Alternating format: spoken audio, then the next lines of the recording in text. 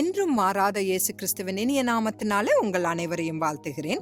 இன்று யூத மேசியாவாகிய இயேசுவே சபையின் மணவாளன் என்று நாம் தியானிக்கலாம். இஸ்ரவேல் தேசத்தில் இருந்த தீர்க்கதரிசிகளும் ஜனங்கள் அனைவரும் பாகால் தேவனா அல்லது யெகோவா தேவனா என்ற இரண்டு கருத்துகளுக்கு இடையே தடுமாறி கொண்டிருந்த போது திஸ்பியனாகிய எலியா கர்த்தரால் அனுப்பப்பட்டார்.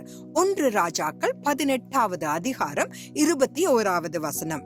யெகோவா மட்டுமே இஸ்ரவேலின் கர்த்தர் என்பதை எலியா அனைத்து இஸ்ரவேலர்களுக்கும் கர்மேல் பர்வதத்தில் நிரூபித்தார்.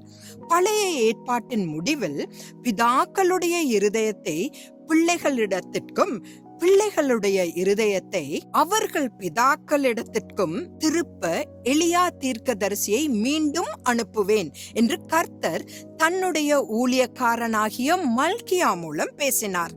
இந்த தீர்க்க தரிசனம் எலியாவின் ஆவியை கொண்ட யோவான் ஸ்நானன் மூலம் நிறைவேறியது மற்றும் இயேசு தேவனுடைய குமாரன் என்று அவர் பிரசங்கித்தார். மல்கியா 4வது அதிகாரம் 5-6 வசனங்கள்.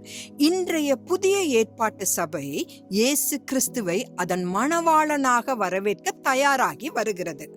அவர் ஒரு யூத மணமகனை போலவே ரகசிய வருகையில் தனது மணவாட்டியை பரலோகத்திற்கு தனது தந்தையின் இடத்திற்கு அழைத்துச் செல்வார். யூதர்கள் தங்கள் மணவாளனாக இருந்த மேசியாவை நிராகரித்தார்கள் என்பதை நினைவில் கொள்ள வேண்டும்.